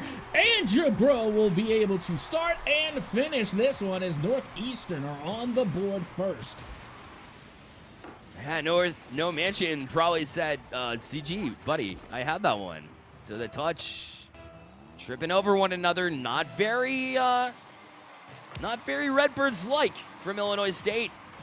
The struggles for the season, because 1-1 ain't exactly what we expected from them coming in as far as the series that they've played this season, the season record goes. So those woes may continue if Vangebro and Northeastern can continue to play. Certainly they woke up after game number 2 and have been playing absolutely stellar Rocket League ever since. Here comes the Huskies again. 2 minutes gone now off of regulation. This one's going to get hit out from the corner. Angebro puts this one up high towards the net. Sith is there looking for their teammate. No Mansion does get the read, but can't put it on target. The defense is there. Harlequin again there to get the clear and knock that one away. Illinois State University still looking for their first here in game 4. Prosk getting some help from Angebro as well to turn this one in from the corner. Prosk diving in for what felt like no reason except for to have just pure confidence in your teammate to be able to cross that one. Yeah, CJ in an awkward spot. Never mind. It was full sail ahead there for Prosk to just be able to tap it in. And that is outside of one goal. It's been like 6 out of the last 7, it feels like, for Northeastern, who have been fantastic over the last couple of games, and the trend continues. But unfortunately, they surrender one the other way, which seemed like a non-dangerous goal. No Mansion was like, all right, it's just free if I beat that last man. Just a misery there from Northeastern. If only we had like 2-pointers or 3-pointers in this game, that would have been great, right? that was a jump shot from Larry Bird range, you know. But all goals are the same here in Rocket League. All goals are born equal here in Rocket League. So that's only going to be worth 1, but still a good goal nonetheless. That's a second good idea you've come up with for a map. Somebody ping Lethemir and let him know that Soak is on fire coming up with these ideas. And Northeastern has been on fire. But will a silly goal like that kind of get to the mental? That's up for them to decide, I really feel like, because Illinois State, they got a goal in this, yes, but it's not because they've cleaned up the gameplay in any means. Since Northeastern, they're still playing right in their hands most of the time. This will be a grand opportunity here as Sith finds CG. CG will play it to the far side post. I was hoping that Sith could get back to it, but unfortunately for Sith, he was out of boost. No Mansion will have to play it in again. Runs out of boost, so won't be able to follow that chance either. Well, CG going to be bumped for their troubles as Sith goes up high, looking to finish this one themselves. Angles it well, but the defense manages to hold the line as they just refuse for Illinois State to be able to finish these shots until finally No Mansion puts it home. No Mansion just kind of lingering there. Sith played it up high off the back wall, and Angebro is having to force himself out of the net based on his positioning from the last sequence.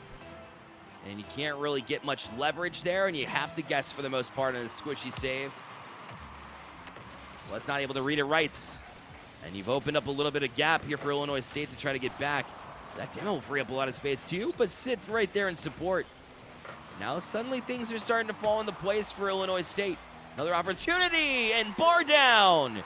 No Mansion getting the Redbirds back on top. Yeah, and this was a great read, too. I mean, being able to cut through the field, making it to the mid, just getting the chip shot. And there's, like I had said earlier, something so satisfying about getting that bar down. You know, it's like the equivalent of hitting a headshot to me. It's just like, dink, and you got yourself a goal. Feels good. You need those good feelings because not a lot has felt good over the past couple of games. But that might change here. Like, see how much better they're seeing the field. Like, oh, wait, they're giving us room. We can back pass it, solo play it, because then they're back in their own end, anticipating us just clearing the zone and giving possession directly back, which was the recipe for disaster over the last couple of series. So those back passes, the patient play, if they're able to master that, Illinois State, which we know they can, if they're able to recognize it and play it more frequently, see now we're turning the tides, and suddenly Northeastern's the one clear in the zone right back in the hands of the Redbirds. So they really just played the Uno reverse card.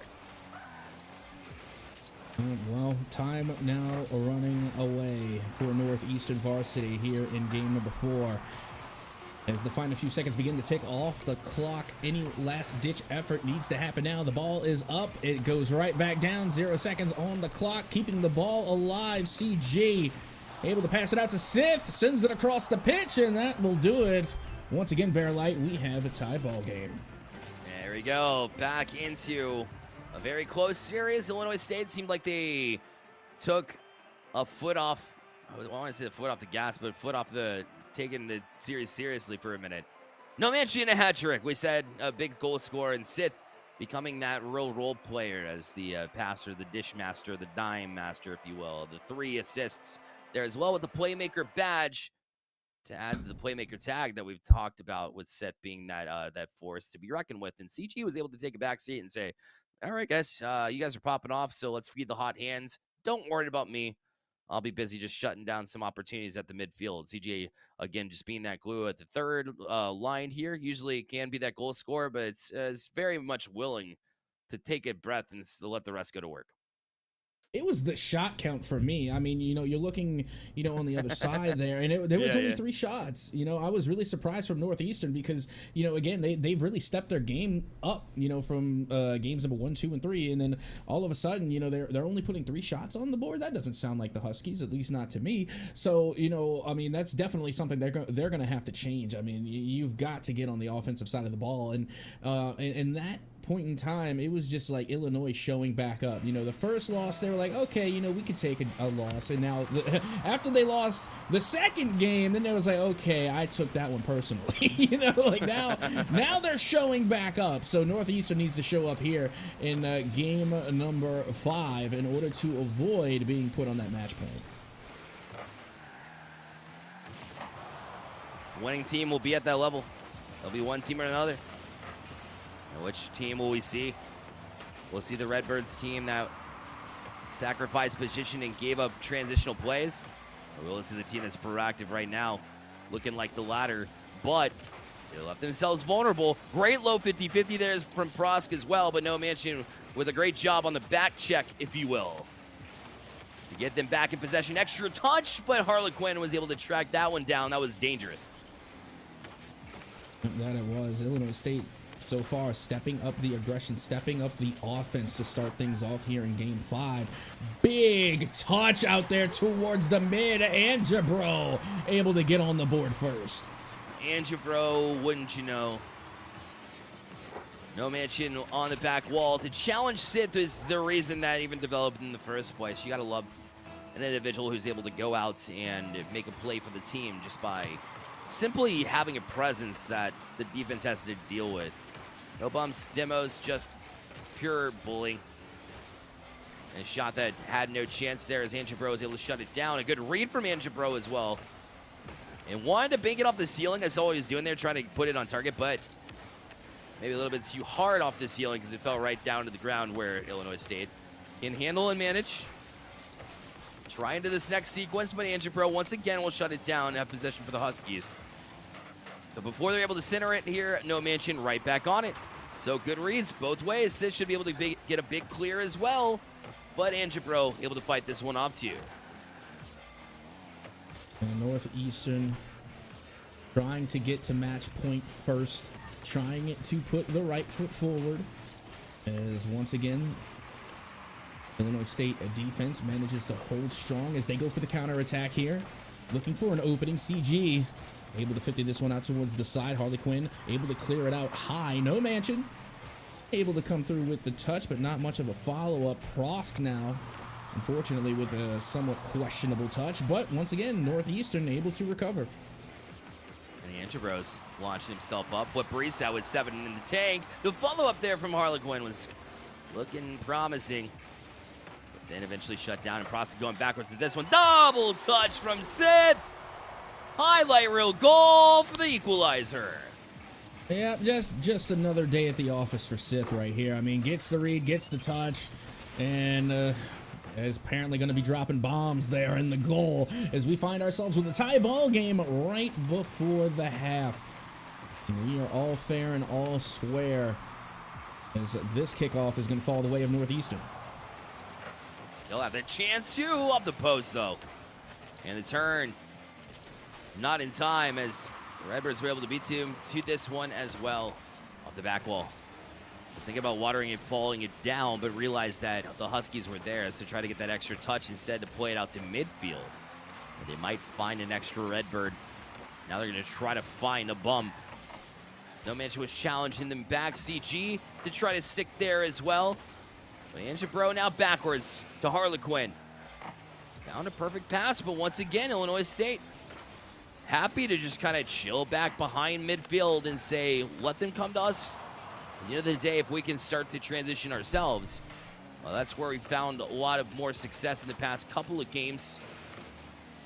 And Sid's trying to find some too, as this will go back to No Mansion, looking for the waterfall opportunity. They'll press in, once again, a great touch from Angebro will keep it out to the corner. But No Mansion's got CG out there. Angebro again, standing tall. Oh my goodness, this is coming down to the wire. We've already seen several overtimes tonight, particularly in our last series. Will we see some more here in this series as time continuing to tick away? Just over a minute to go, but 70 seconds remaining. Still tied here, 1-1. CG trying to get this one off the backboard. The follow-up touch is there, but goes just a shy too high. The follow-up will also be denied. I didn't mean to drop those words in order of a rhyme, but I just keep dropping them off my mind. Yeah, there you go. Spitting some bars. Yeah, there's spin bars here in those. Northeastern. It's been fire over the past couple games, but is very much since then pulled off a bunch. That one will fall off that corner. Very grindy game. Very much the players just trying to find any kind of room they can, and everything's cut off. And the first team to find any of that little space, as long as they can execute, they'll be good.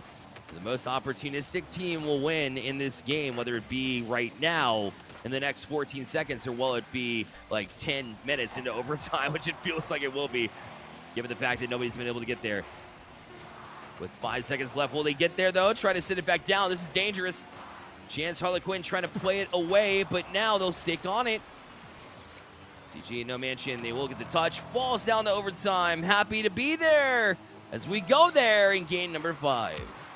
Here we go, and we have seen quite a few overtimes here tonight, so here to be back again. It's actually kind of nice. I'm not used to seeing this many overtimes, so again, we are definitely in for a treat as the series is also tied 2-2. So whoever takes this next goal will not only take the lead in the series, but be on series point. So much coming down to just one goal. And a goal hasn't happened very frequently for either team here. Once again, defensive struggle.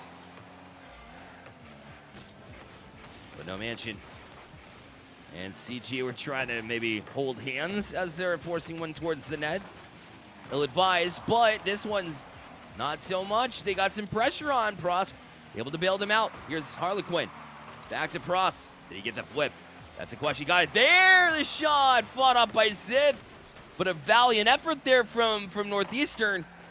They'll have to try again after a good look is denied there by the Redbirds. Yep, not much doing. Here we are, a minute now into OT. Shot going on, but does not go in for No Mansion. And again, it just seems like a little bit of a scramble so far. No team really being able to, vie for possession. It's just been a lot of 50-50s, big 50-50 as a matter of fact. They're coming from Northeastern, but it will be all for naught. It is now Illinois State University will take possession again. Big demo in the backfield. Will it be enough? No Mansion able to find the golden goal here in extra minutes. The 100 boost just populated. CG was ready for No Mansion to go back to him right there in the slot. They go tic-tac-toe. Illinois State to match point. And it was looking a little bit sketch there for the last couple of games there, but Illinois State does find a way at the end of the day. A great assist from CG down the field to facilitate that play and basically be the cutoff man to give it right back in the give and go. And shot count relatively even there, but Illinois State, once again, they played into overtime this time around. It's not that comfortability game that they thought they were going to be able to close out with in the first couple of games. But the series has evened out, but they take that lead, and more importantly, like you mentioned, series point. And it's just so interesting to see how like Rocket League plays out, right? Because again, you know, we're looking at Illinois State. They had one fewer shot and one fewer save, but they still came away with the win.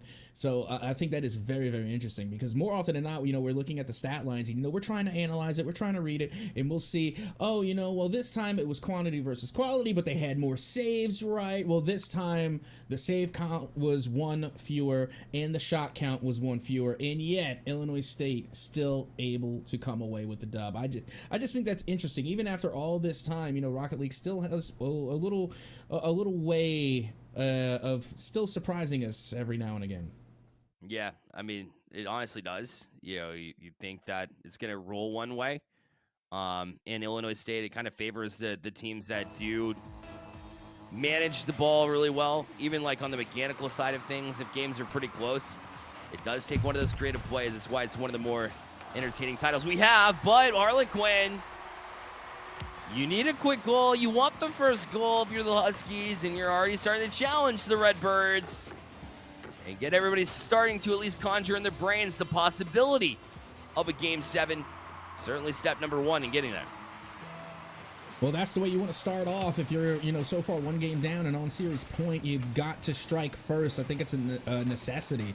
And now that is done. That is out of the way, which I honestly think was probably the hard part, right?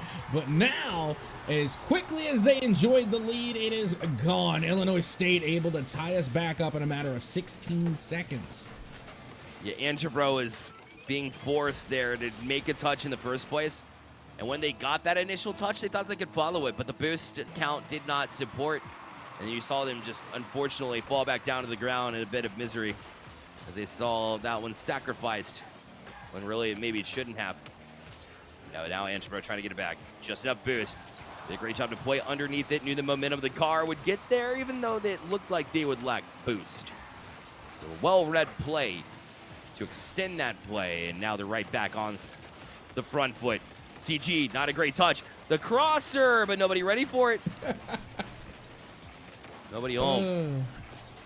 A little bit of bumper cars going on there for Illinois State, right? Like, I felt like, I mean, I'm not sure who got bumped first, the chicken or the egg, but, you know, somebody started that, and it ended up being a one for the blooper reel, I think. But meanwhile, Illinois State now going from the bumps, looking to go for the shots as they are broken up by Harley Quinn. He's going to take this one the other way. Now going off the backboard, Sith tries to take control, is able to get the pass over to No Mansion.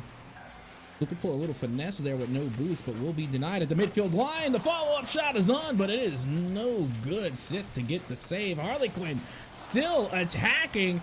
Illinois State still defending, and my goodness, we are still tied 1-1. I don't know how either. Certainly there is time and time again, there was opportunity for the Huskies, and Northeastern could not punch it in, could not find a goal, could not buy a goal. And Illinois State was, I mean, that was not looking pretty. They were very much scrambled out of position, but Northeastern just could not find any kind of room as Illinois State, their desperation goaltending certainly bailed them out of that situation. Hey, the desperate times often cause some of the most clutch times here in Rocket League. Whenever you go for those desperate plays, more often than not, you're going to come up with something really cool, or you just get scored on. You know, if it's my case, you get scored on. Meanwhile, once again, Huskies try and find an answer, but all they find is an Illinois defender. And another Northeastern defender to try to match that as they go back-to-back. This no surprise. It's been an extremely close series after that game number one, which happens to be the deep difference in this series right now, by the way. Illinois State really started off strong. Northeastern has found their stride, has gone goal for goal. But it only matters if they're able to extend the series for one more. It's off the back wall, two trying to challenge him. The clear back out gives away possession. Prosk will have the chance to not only collect boost, but then assess where No Mansion was going to challenge from. Still didn't matter as No Mansion wins that battle. Shot taken, Harlequin will shut him down. With only 2 minutes remaining, and we are still tied here. Again, an absolute stalemate between these two teams for what feels like the last 2 minutes solid. As now the counterattack going another way. CG there for the cherry pick, and will find the back of the net and the lead here for Illinois State. Huge goal at Soka. Huge goal. CG was just cherry picking downfield. We said Northeastern, they take off down the field to try to create some transition play of your own. That creates some awesome end-to-end Rocket League that us fans like. But if you're not ready for it, on the defensive side, Illinois State will take advantage of it. And that late into this game, with Illinois State a chance to close out, that's a tough one to swallow. And for Illinois State, you're in the driver's seat once more. Minute 30 remaining. Lead to Illinois State. Northeastern have got to find an answer before this gets out of hand, as the other shot coming from CG nearly fell. Harley Quinn, though, coming in clutch on the defense. And I got to say, I've been seeing Harley Quinn really coming in with those epic saves quite a few times throughout the series. They have been an all-star defender. 100%. And we've seen them shine on the opposite side of the ball.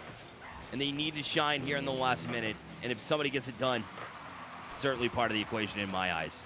Always looking for the pass. Prosk read that one and started to go on the defensive foot rather than advancing forward. So great recognition there from Prosk to not get ahead of himself, which was the unfortunate for Northeastern last sequence. What happened? CG killing more time. Once again, best place to do that. Offensive side of the ball. CG keeps it close to himself. Get that pass. And even when Northeastern's trying to start off these transitional plays, they don't have boost in the tank. They don't have a ability to create those plays until right now. Good sequence in lower 50-50. CG got to it, though, and Anzabro couldn't get that touch on the way back and really just ran himself out of boost. But still, somehow, they're able to create a chance, and that one almost angled in, but Prosk was almost at an impossible angle down to 10 seconds left. Yeah, this might just about do it here. Looking for the Doomsday dish. Not going to be able to get it to goal as the final few seconds do tick away, and that will just about do it. Illinois State University are going to take the series.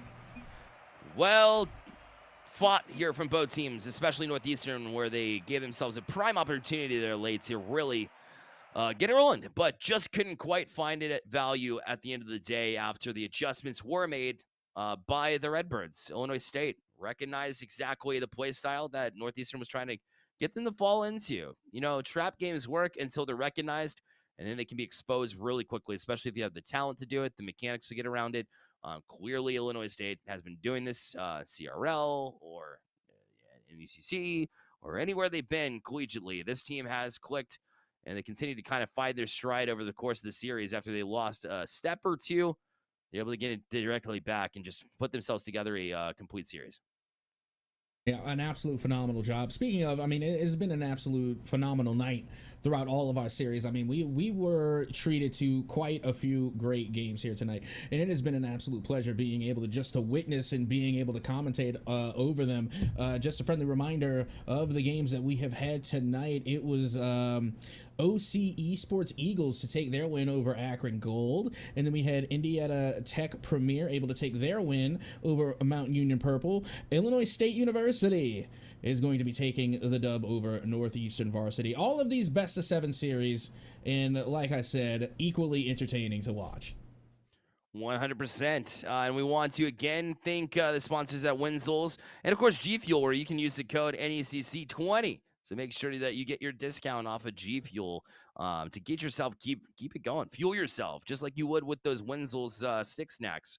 Fantastic products all around the board. If you combine those two together, you're in for a great night of gaming, 100%. Well, listen, Overwatch takes place 7 p.m. Eastern time. You're not going to want to miss it because we've got some powerhouses on the stream for Overwatch here on the NECC channel. So if you're not already following, what are you doing in the first place? Go ahead and hit that follow button right now on your way out through the gift shop. And we appreciate you for tuning in. We'll see you tomorrow. Good night, everybody.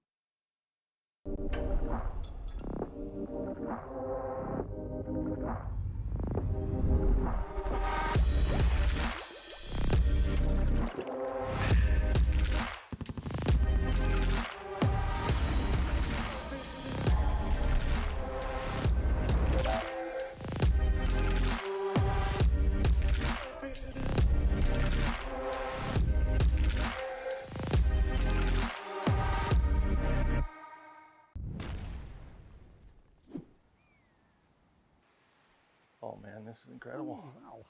Huh? Yeah, that's pretty cool. It is pretty cool.